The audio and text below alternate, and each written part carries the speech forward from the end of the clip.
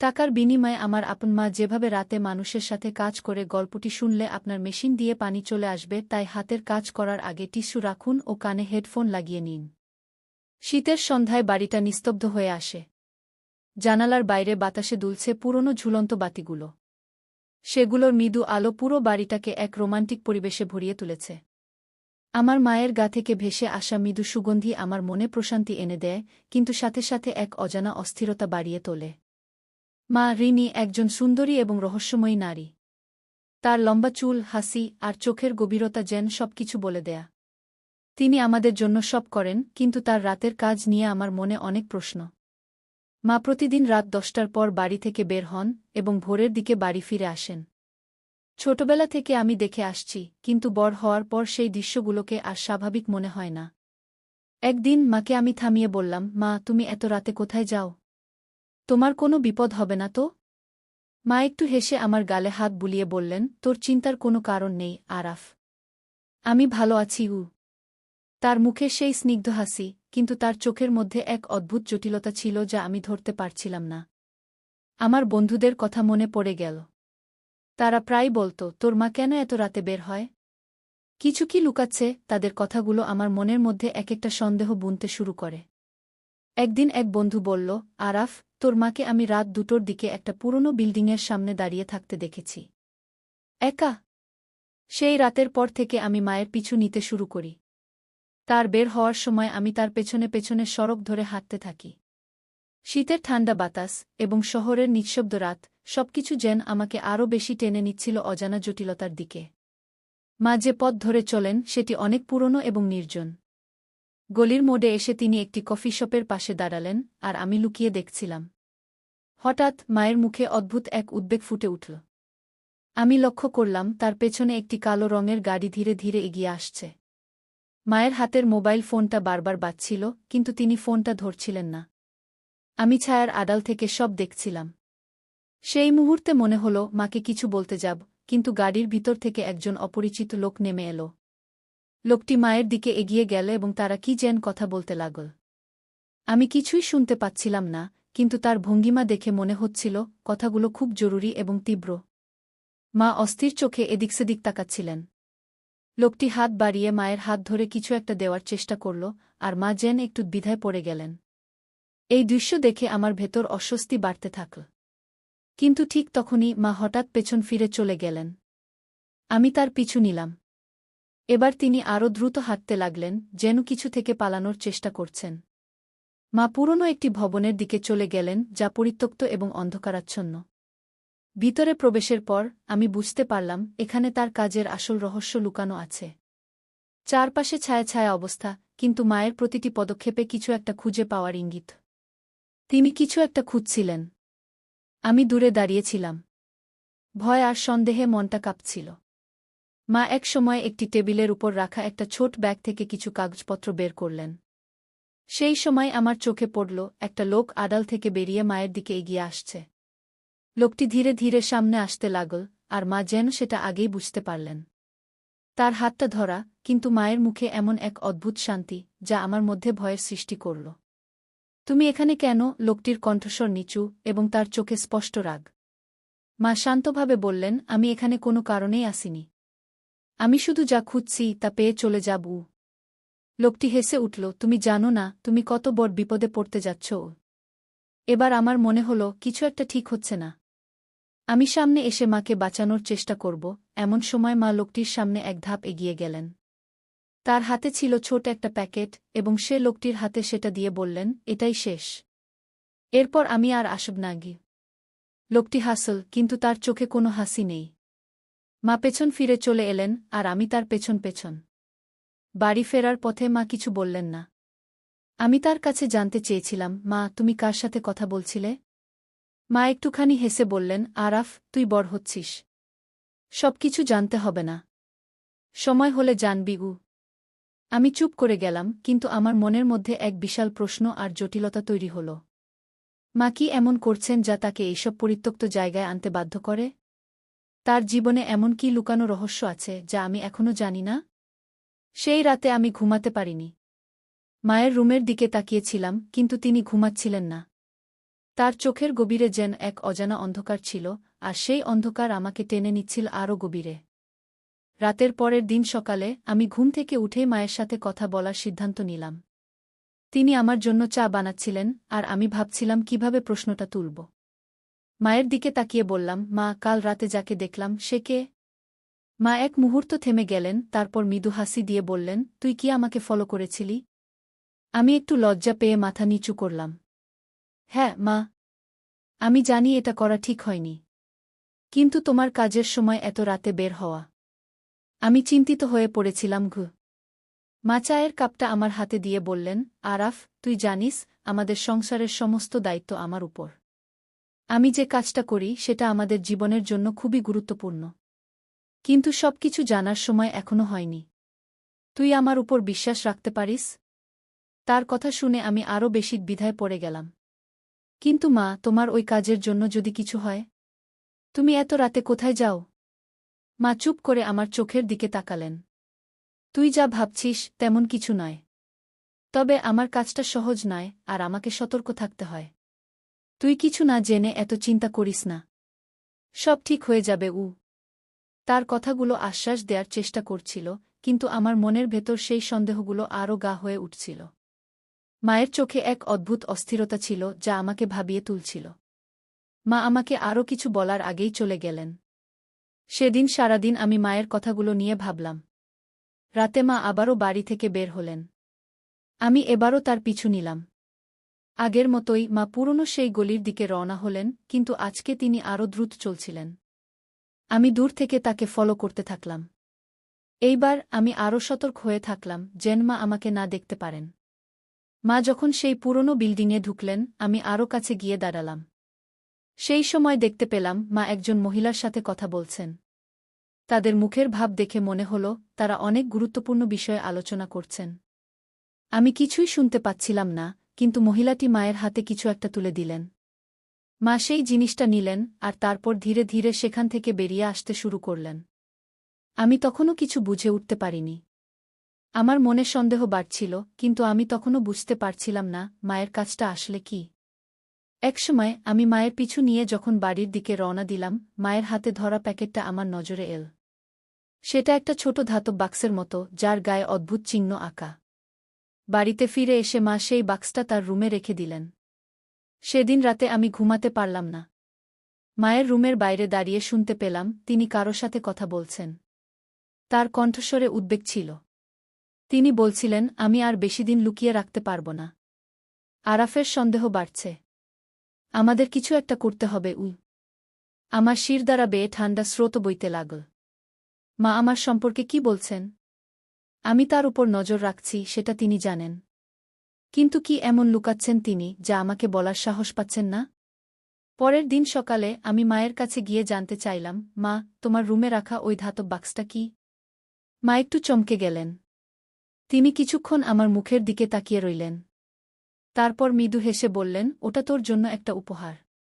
কিন্তু এখনই খোলার সময় হয়নি। কিন্তু মা, তুমি কিছু লুকাচ্ছ, আমি দৃঢ়ভাবে বললাম। মা তার হাতটা আমার কাঁধে রাখলেন।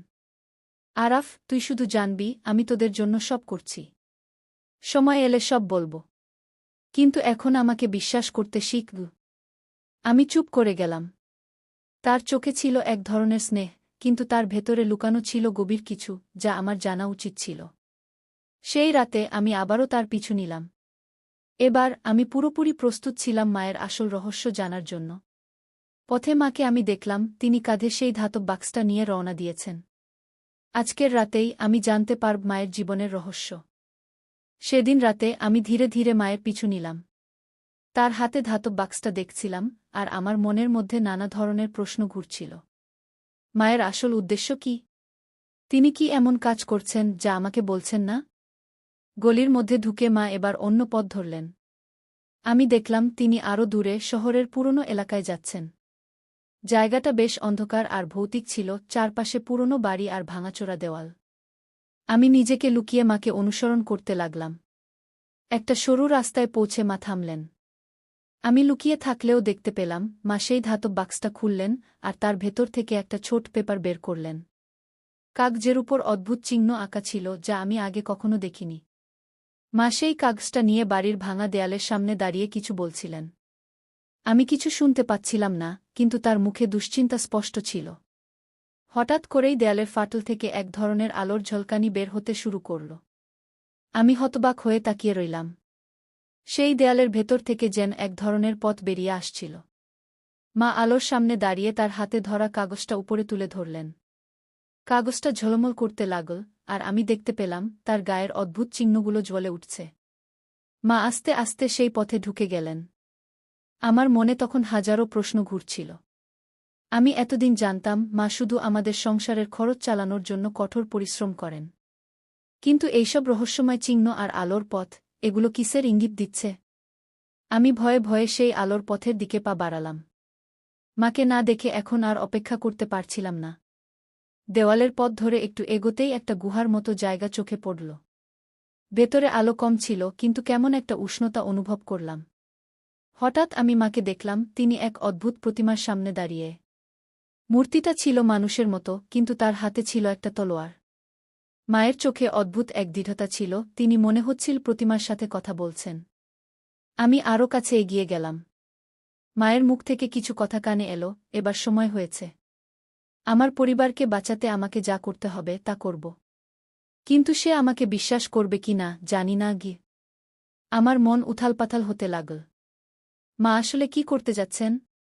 আর তার পরিবারকে কি বিপদে পড়তে হয়েছে? ঠিক তখনই মা আমার দিকে তাকালেন। আমার লুকিয়ে থাকা ধরা পড়ল। মায়ের চোখে প্রথমে বিস্ময়, তারপর ক্রোধ ফুটে উঠল। আরাফ, তুই এখানে কেন? তুই আমার পিছু নিয়েছিস? আমি ভয়ে কিছুক্ষণ চুপ করে রইলাম, তারপর বললাম, মা, আমি তোমাকে নিয়ে খুব চিন্তায় ছিলাম। তাই তোমার পিছু নিয়েছি। কিন্তু এ কি? তুমি এসব কি করছ? মা আমার হাত ধরে টেনে নিয়ে আমাকে গুহার ভেতর আরও গভীরে নিয়ে গেলেন। আরাফ, তুই যা দেখেছিস তা খুবই বিপজ্জনক। আমি তোকে এ বিষয়ে কিছু জানাতে চাইনি, কারণ তুই তখন বিপদে পড়তে পারিস। কিন্তু এখন যেহেতু তুই সব দেখেছিস, তোর জানা উচিত। তারপর তিনি ধাতব বাক্সটা খুলে একটা মানচিত্র বের করলেন। মানচিত্রের উপর অদ্ভুত চিহ্নগুলো জ্বলজ্বল করছিল। তিনি বললেন, এই মানচিত্রটা আমাদের পরিবারের একটা প্রাচীন ধন। এটা দিয়ে আমরা এক অতিপ্রাকৃত শক্তি নিয়ন্ত্রণ করতে পারি, যা আমাদের রক্ষা করতে পারে। কিন্তু এটার জন্য আমাদের একটা কঠিন পরীক্ষার মধ্যে দিয়ে যেতে হবে। আমি কিছুটা অবাক হয়ে বললাম, কিন্তু মা, তুমি এসব কি বলছ? এটা কেমন শক্তি? মা বললেন, আমাদের পূর্বপুরুষদের সময় থেকে এই শক্তি আমাদের পরিবারের মধ্যেই আছে। কিন্তু একদল মানুষ আছে যারা এই শক্তিটাকে নিজেদের জন্য ব্যবহার করতে চায়। আমি আর তোর বাবা মিলে বহুদিন ধরে এই শক্তিটাকে রক্ষা করার চেষ্টা করেছি। কিন্তু এখন সেই শক্তিকে ব্যবহার না করলে আমরা বিপদে পড়তে পারি। আমি তার কথা শুনে বিভ্রান্ত হয়ে গেলাম।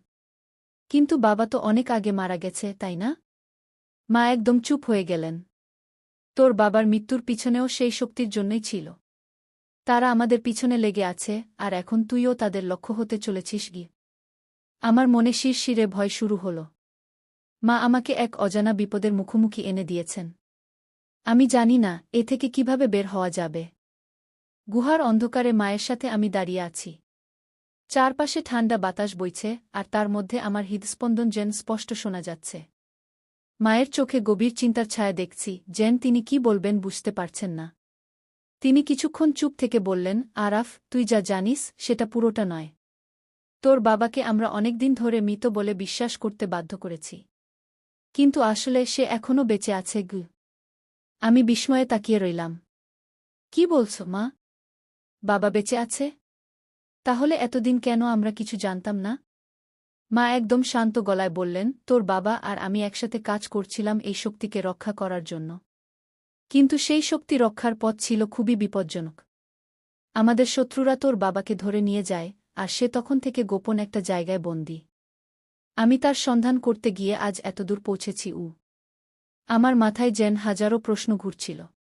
কিন্তু মা, তুমি এতদিন এই কথা গোপন রাখলে কেন? আমাকে জানাতে পারতে। মা দীর্ঘশ্বাস ফেললেন।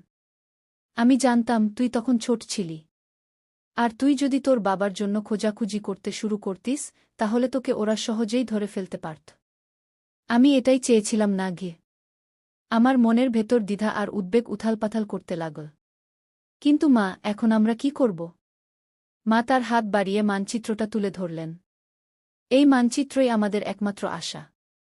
এটা তোর বাবার দেওয়া, আর এর মাধ্যমে আমরা সেই জায়গায় পৌঁছাতে পারব যেখানে তাকে বন্দি রাখা হয়েছে গিউ।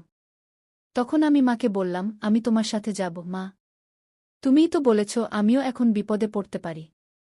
তাই আমি তোমার পাশে থাকব। মা এক মুহূর্ত আমার দিকে তাকালেন, তার চোখে মমতার ছায়া।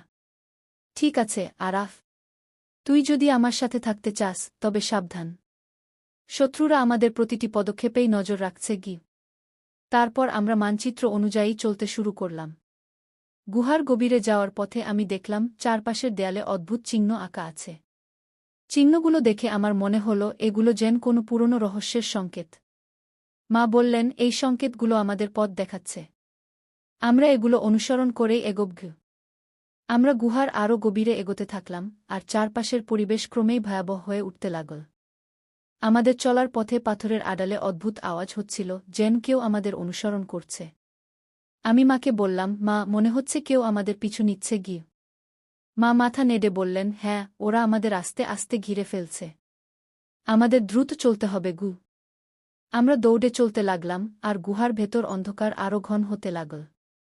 সামনে একটা পাথরের দরজা চোখে পড়ল। মা দরজার সামনে দাঁড়িয়ে পকেট থেকে একটা পুরনো চাবি বের করলেন। দরজার তালায় চাবিটা ঢুকিয়ে ঘুরাতেই একটা গম্ভীর শব্দে দরজাটা খুলে গেল। ভেতরে ঢুকে আমি দেখলাম একটা বড় হোল ঘর। দেওয়ালের চারপাশে মশাল জ্বলছে, আর ঘরের মাঝখানে একটা বড় বেদি। মায়ের হাত থেকে কাগজটা আলোকিত হয়ে উঠল, আর বেদির উপর একটা রহস্যময় প্রতীক ফুটে উঠল। মা কাগজটা বেদির উপর রাখলেন। তারপর তিনি বললেন, এই প্রতীকটা খুললে আমরা পরের পথটা দেখতে পাব, যেখানে তোর বাবা বন্দী গু। হঠাৎ করে বেদির উপর থেকে ধোঁয়ার কুণ্ডলী বেরিয়ে আসতে শুরু করল। ঘরের মধ্যে এক অদ্ভুত বাতাস বইতে লাগল, আর চারপাশের আলো ঝলমল করতে থাকল। আমার মন কেমন এক ধরনের শিরশিরে অনুভূতি পেল, যেন কিছু বড় ঘটনা ঘটতে চলেছে। মা আমার হাত ধরে বললেন, আরাফ, শক্ত হয়ে থাক। আমরা যে পথে চলছি সেটা খুবই কঠিন। কিন্তু তুই আমার পাশে থাকলে আমি নিশ্চিত আমরা আমাদের লক্ষ্যে পৌঁছাতে পারব গু। গুহার গভীরে আমাদের যাত্রা ক্রমশ বিপজ্জনক হয়ে উঠছিল। প্রতিটি পদক্ষেপেই মনে হচ্ছিল যেন আমরা কোনো ফাঁদের মধ্যে পড়তে যাচ্ছি। মা আমার হাত শক্ত করে ধরে এগিয়ে চলছিলেন, আর আমি তার প্রতিটি নির্দেশ মেনে চলছিলাম। আমাদের সামনে একটা সংকীর্ণ পথ, আর তার শেষে ঝকঝকে সাদা আলো। মা বললেন, এখানেই সেই স্থান। আলোটা দেখছিস? ওখানেই ওরা তোর বাবাকে বন্দি করে রেখেছে। আমাদের খুব সাবধানে এগোতে হবে। আমরা ধীরে ধীরে আলোর দিকে এগোলাম। আলোটা তীব্র হতে শুরু করল, যেন চোখে লাগছিল। আমি মাকে বললাম, মা, এত তীব্র আলো কেন? এর মানে কি আমাদের বিপদের মধ্যে ফেলতে চাইছে? মা বললেন, এই আলোটা আমাদের দৃষ্টিভ্রম করাতে পারে। কিন্তু মনোযোগ রাখ, আরাফ। আমরা যদি সঠিক পথে চলি তবে আমাদের কিছুই হবে না গিয়ে। আমরা আলোর মধ্য দিয়ে পা বাড়ালাম, আর হঠাৎ করেই চারপাশের সবকিছু কেমন অদৃশ্য হয়ে গেল। আমাদের পায়ের নিচে মাটি যেন ফাঁকা হয়ে যেতে লাগল। আমি মায়ের হাতটা আরও শক্ত করে ধরলাম। মা কাগজটা সামনে তুলে ধরলেন, আর অদ্ভুত শব্দ করে সেটি থেকে এক ধরনের আলো বেরিয়ে আসতে লাগল। আলোটা আমাদের চারপাশে ঢেকে রাখল, যেন কোনো প্রতিরক্ষা বলয়ের মতো। আলোর মাঝখানে আমরা দেখতে পেলাম একটা পাথরের কক্ষ, আর তার মাঝে একটি কাচের খাঁচা। সেই খাঁচার ভেতরে একজন লোক বন্দী। মা দ্রুত ছুটে গেলেন, আর আমি তার পিছু নিলাম। মাকে দেখে লোকটি তার হাত বাড়িয়ে বলল, তুমি এসেছ। এতদিন পরে আমি ভেবেছিলাম আর কখনো দেখব না গি। মা কান্নাজড়িত কণ্ঠে বললেন, হ্যাঁ, আমি এসেছি। কিন্তু তোরাও আমার আর আরাফের পিছু নিয়েছ, আমি তা জানি গু। মায়ের কথায় আমি কিছুটা অবাক হলাম। মা, তুমি কি বলছ? মা তখন বললেন, তুই এখনও জানিস না আরাফ।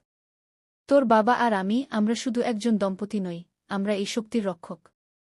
এই শক্তি যা আমাদের রক্ষা করে এবং যা আমাদের এই পথের নির্দেশ দেয়া, সেটার পিছনে অনেক শক্তি এবং শত্রু আছে গি।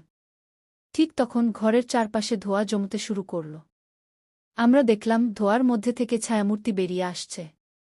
মা আমাকে বললেন, এই ছায়ারা আমাদের পথ রুদ্ধ করবে। তুই আমার পাশে থাকিস, আর আমাদের শক্তি এক করে এগোব গু। আমি মায়ের হাত ধরে শক্ত করে দাঁড়ালাম। মা তার পকেট থেকে আরেকটা ছোট দণ্ড বের করলেন, যেটা থেকে ঝলমলে আলোর রশ্মি বের হতে লাগল। আমি বিস্মিত হয়ে মাকে দেখলাম, এটা কি মা? মা বললেন, এটা আমাদের পূর্বপুরুষদের দেওয়া একটি অস্ত্র। এর সাহায্যে আমরা এই ছায়াদের মোকাবিলা করতে পারব। আমরা আলোর রশ্মি দিয়ে ছায়াদের দূরে সরানোর চেষ্টা করছিলাম। একের পর এক ছায়া আমাদের আক্রমণ করতে আসছিল, আর মা তাদের প্রতিহত করে আমাদের সামনে পথ খুলছিলেন। আমাদের এক মুহূর্তও দেরি করা চলবে না, কারণ প্রতিটি পলেই আমাদের জীবন ঝুঁকির মুখে ছিল। আমরা ধীরে ধীরে খাঁচার কাছে পৌঁছালাম। মা দ্রুত খাঁচার তালা খোলার চেষ্টা করছিলেন। কিন্তু তালা এতই শক্ত ছিল যে সহজে খুলছিল না। আমি তখন মায়ের হাতে সাহায্য করলাম, আর একসময় খাঁচাটা খুলে গেল। বাবাকে আমরা বাইরে বের করলাম, কিন্তু ঠিক তখনই পেছন থেকে এক তীব্র আওয়াজ শোনা গেল। পেছনে তাকিয়ে দেখি আমাদের শত্রুরা সামনে দাঁড়িয়ে। তাদের চোখে এক অদ্ভুত দৃষ্টিভঙ্গি, যেন তারা কিছুতেই আমাদের ছাড়বে না। মা আমাকে বললেন, আরাফ, তুই তোর বাবাকে নিয়ে দৌড়া। আমি ওদের সামলাচ্ছি গু। আমি মাথা নেড়ে বললাম, না মা, আমি তোমাকে ছেড়ে যাব না। আমরা একসাথে লড়াই করব। মা আমার দিকে তাকিয়ে বললেন, ঠিক আছে আরাফ, আমাদের একসাথে এই শক্তিকে রক্ষা করতে হবে। তোর বাবাকে আমাদের ঘরে ফিরিয়ে নিয়ে যেতে হবে গু। আমরা একসাথে দাঁড়ালাম, আর আলোর রশ্মি দিয়ে শত্রুদের প্রতিহত করতে শুরু করলাম। আমাদের সামনে ছিল এক চূড়ান্ত যুদ্ধ, আর আমরা জানতাম আমাদের জিততেই হবে। কারণ এই জয় ছিল শুধু আমাদের পরিবারের নয়, আমাদের পূর্বপুরুষদের সম্মান রক্ষার। বন্ধুরা, যদি আমাদের এই গল্পটি ভালো লাগে তাহলে আমাদের চ্যানেলটি সাবস্ক্রাইব করুন এবং ভিডিওতে একটি লাইক কমেন্ট করে সাথেই থাকুন।